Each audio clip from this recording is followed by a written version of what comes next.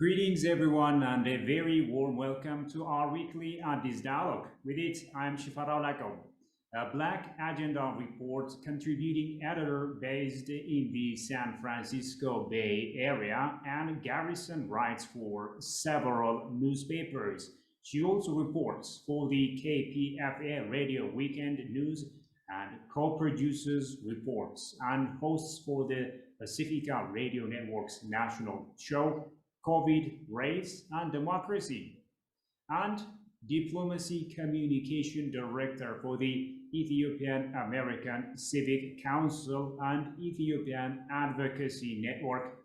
That's the largest network in the United States of America. Asqual Tafari was a keynote speaker for the San Francisco Ethiopian and Eritrean American March and I'm joined by both of them from the United States of America to stay with us.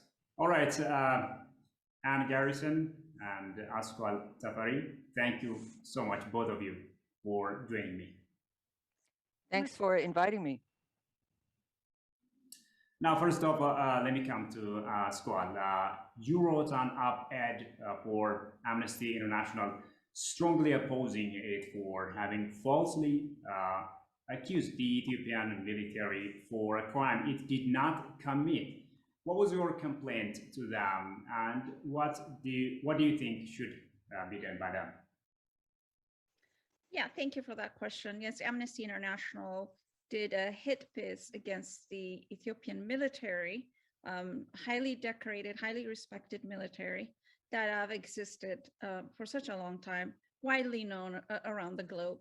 But what I said in my op-ed was that the methodology Amnesty International used is meager. It's unreliable because the sample itself is very small.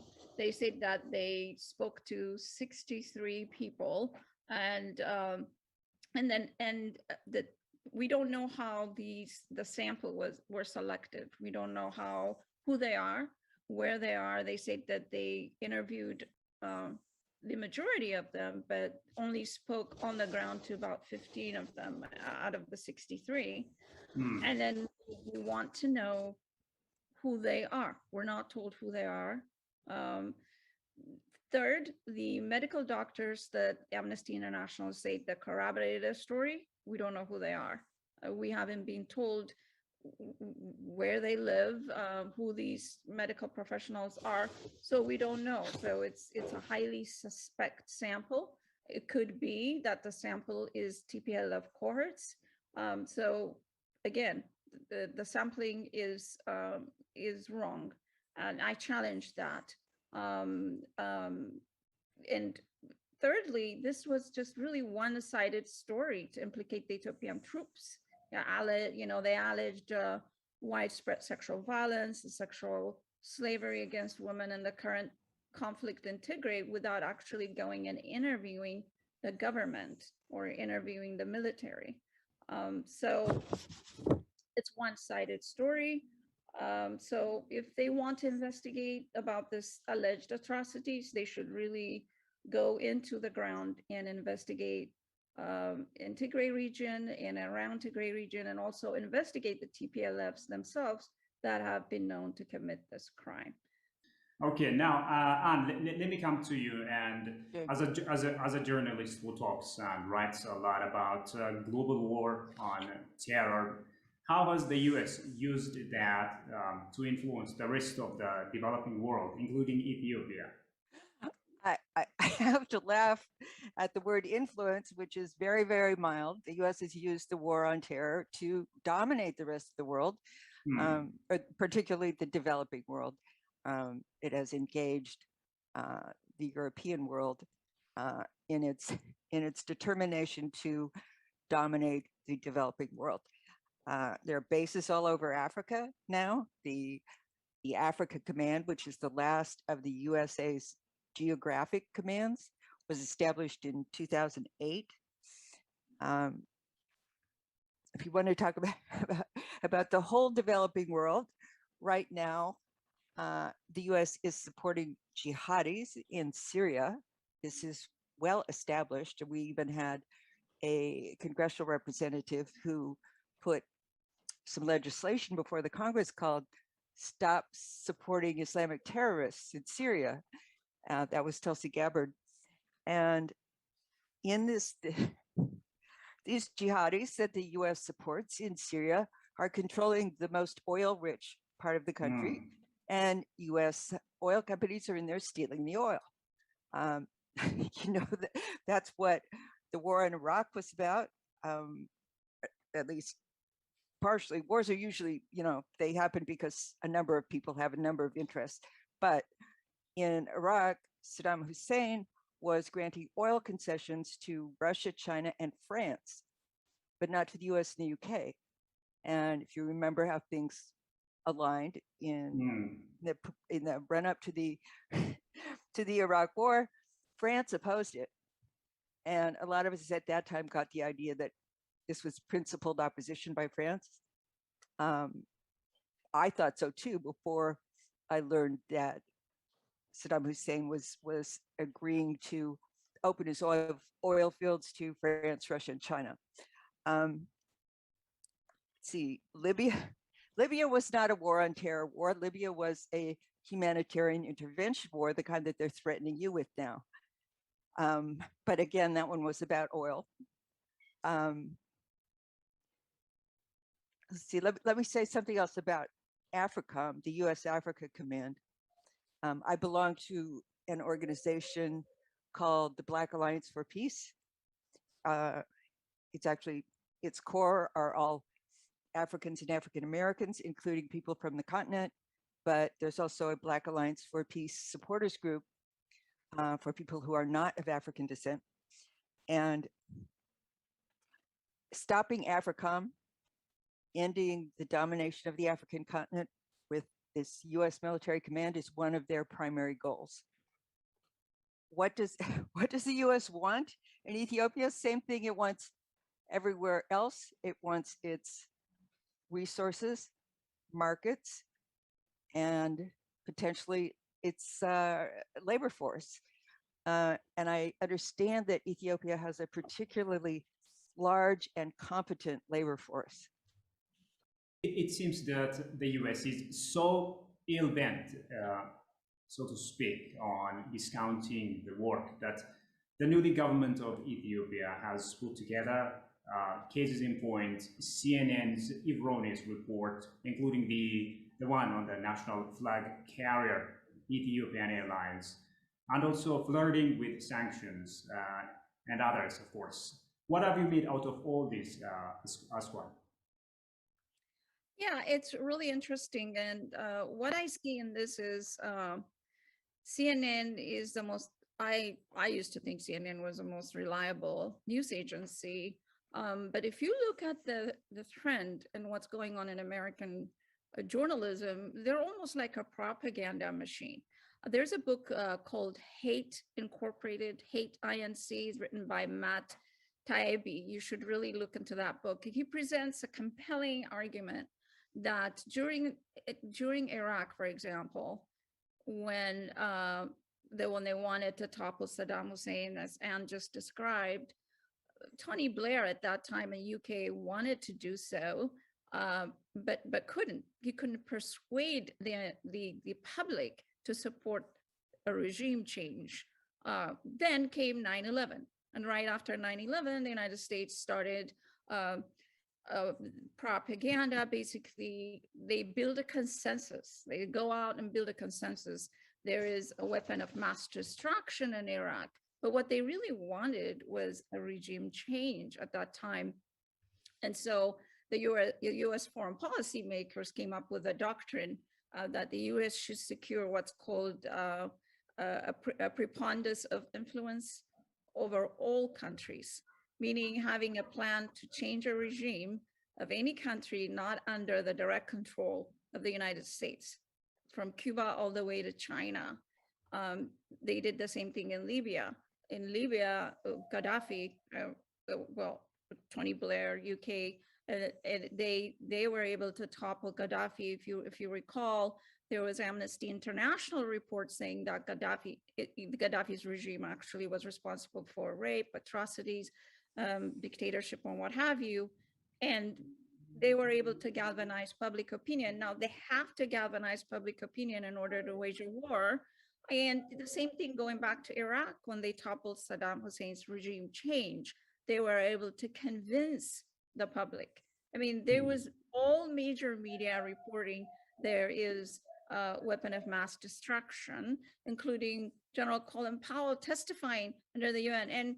And the travesty of it all is they are without regret when they do that. So to me, it's not real journalism, but it is to support a consensus around the government's policy. And you look at most countries such as Libya and Iraq, even Afghanistan, Syria, you see the same thing over and over again. Here, they want to support some sort of a regime change. They use the propaganda machine. So it's not evidence-based. And then reporters like Nima Eldberg, she's really working hard.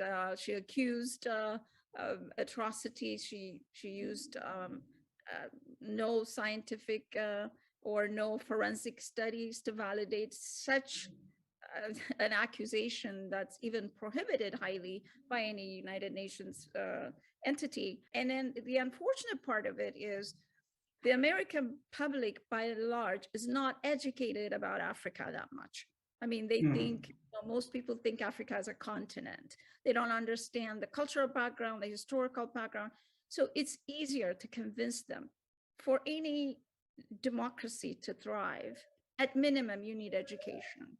The education system in the United States of America is really isolated from the rest of the world. So the people, by and large, don't have a lot of understanding.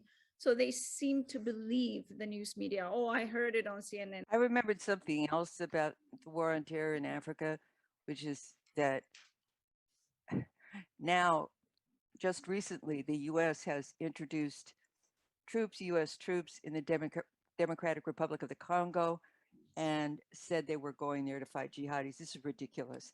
The Democratic Republic of the Congo is 95% Christian. So the idea that ISIS is a problem in the Democratic Republic of the Congo is just ridiculous. Anna, you've also written about sanctions. The US is saying that the sanctions are only for individuals and not for Ethiopia. And why do you think sanctions should be avoided by your government? Sanctions kill.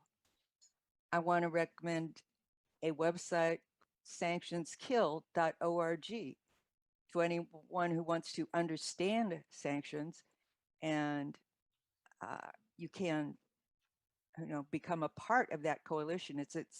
I mean, your organization, whatever organization may make contact and join that coalition. It includes many groups, the Black Alliance for Peace, Code Pink, World Beyond War, many of the anti-war organizations. And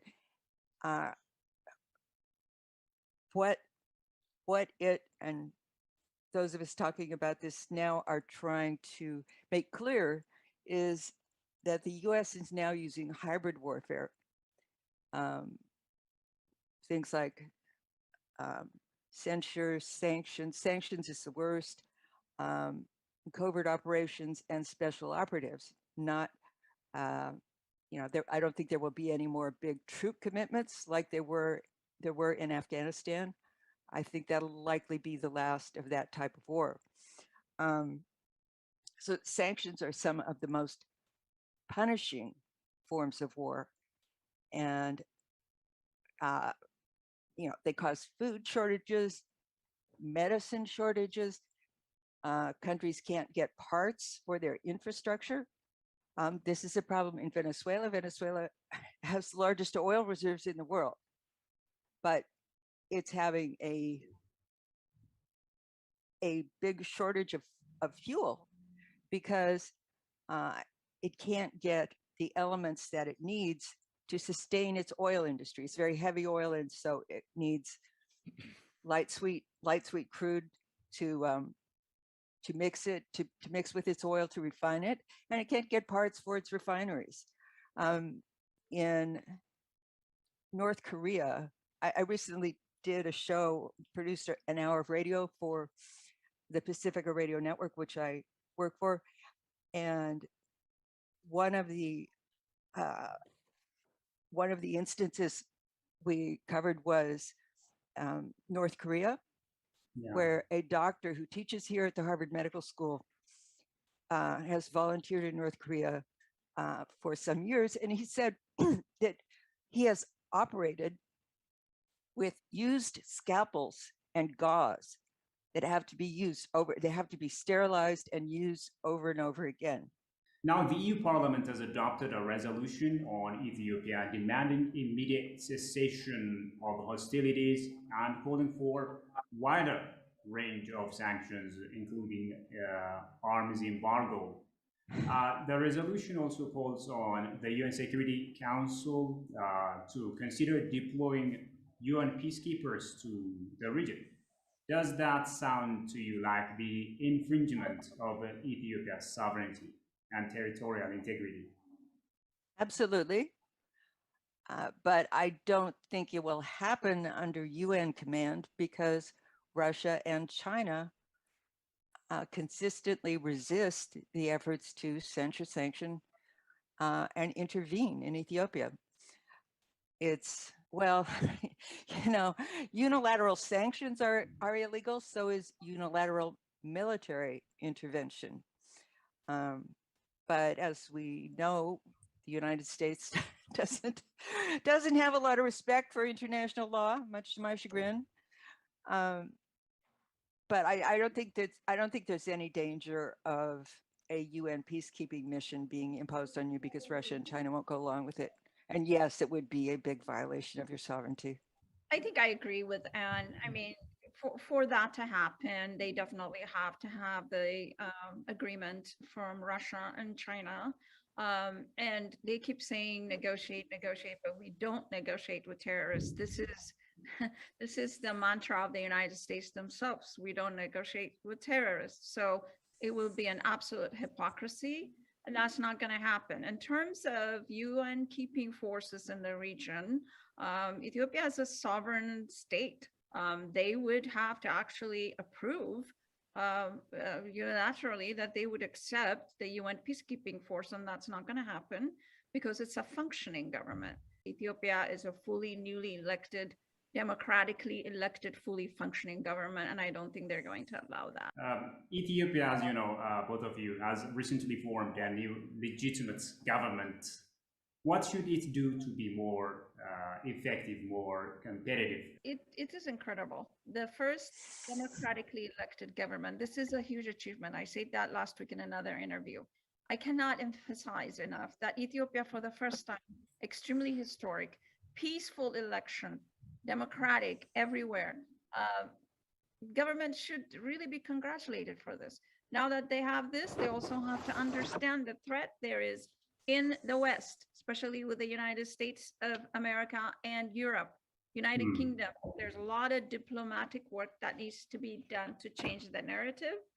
And then the other thing that, besides congratulating them, I'm very happy with Prime Minister Abiy Ahmed. He just gave a leadership training the other day where he says to the appointed ministers that this is your legacy that you're going to leave for the next generation. It's not power only, but what you do for your country. It's moving. I mean, and so now we are going to probably work on creating jobs, opportunities for women, and implement a policy that gets rid of ethnic federalism. In addition, implement some laws that would look into justice for all, the rule of law, and women rights, the rights of a girl and women to get a free education equal to that of the man, and economic development for all, I think, is key here. And I'm very encouraged, and I'm really hopeful, and I pray that we come out of this and become victorious. Anne? Well, I'm going to specifically address Ethiopia's negotiations with the industrialized world. First of all, I'd say you have, as I understand it, you have a great deal of arable land. Much of it is not under cultivation.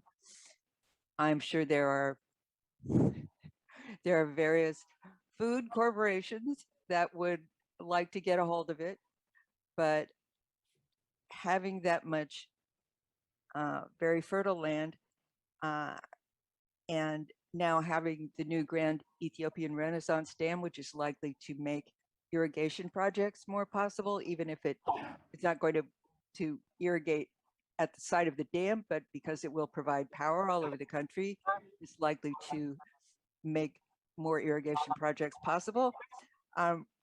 One of the best ways to remain independent of the West is to establish food security, not to be dependent on food imports.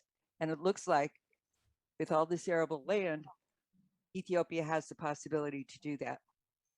Yeah. Another is, like I said, I understand you have a very large and efficient labor force. So I hope your government will be prepared to protect them from exploitation.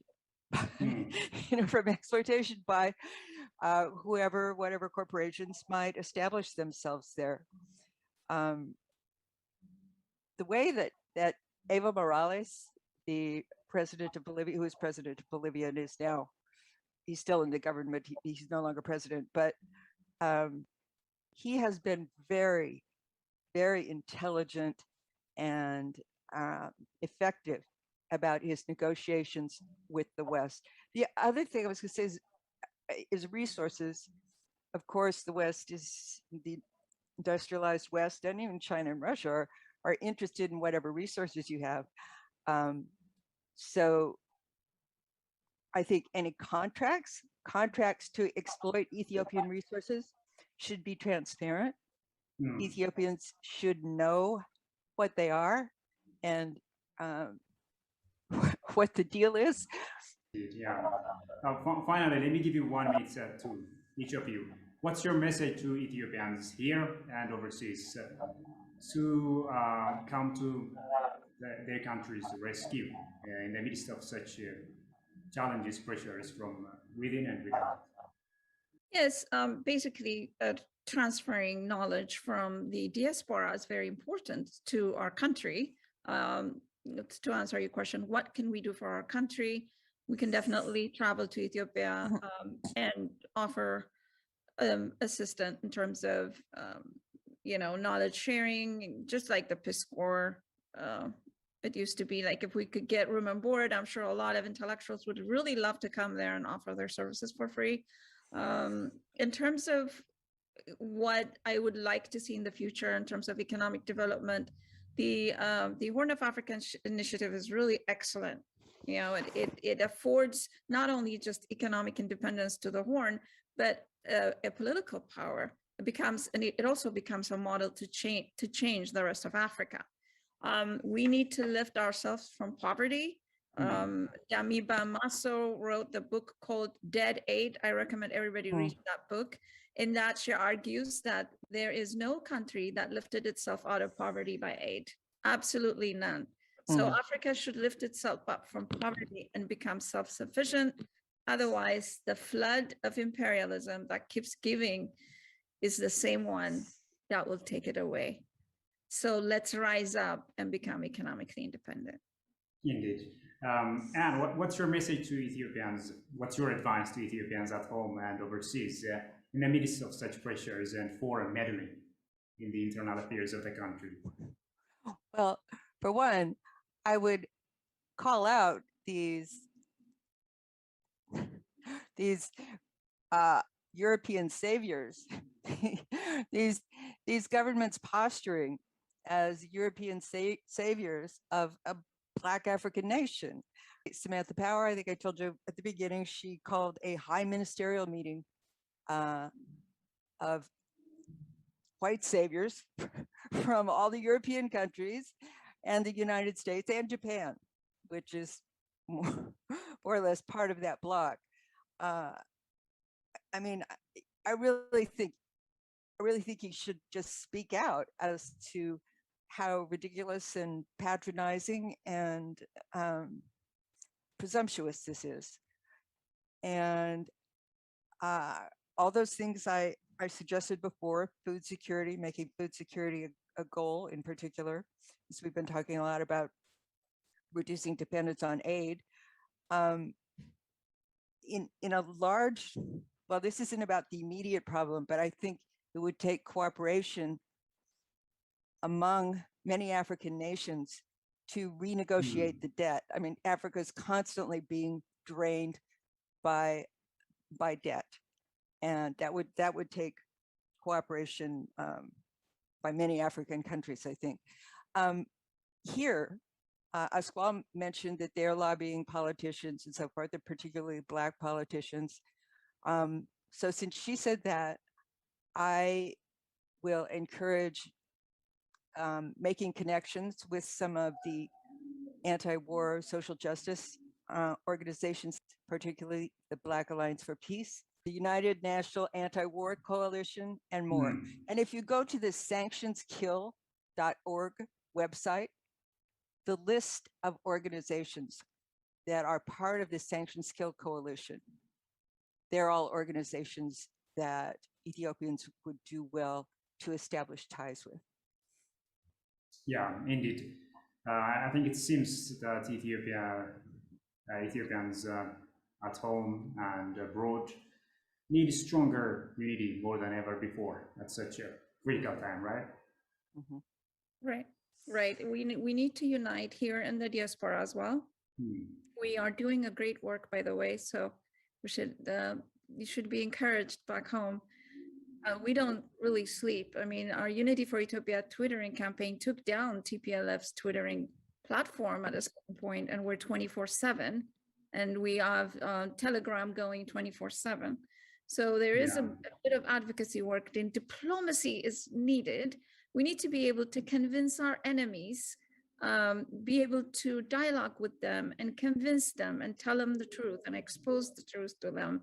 So much diplomacy is needed as well. Indeed. Well, Anne Garrison and Pasquale Tafari, thank you, both of you, so much for your wonderful perspectives. Take care. Bye. Thanks for having us. Well, dear viewers, with that we come to the end of today's program. Many thanks for your company so far. Until I see you next time with yet another program. It's goodbye from me, Shifarao Lako.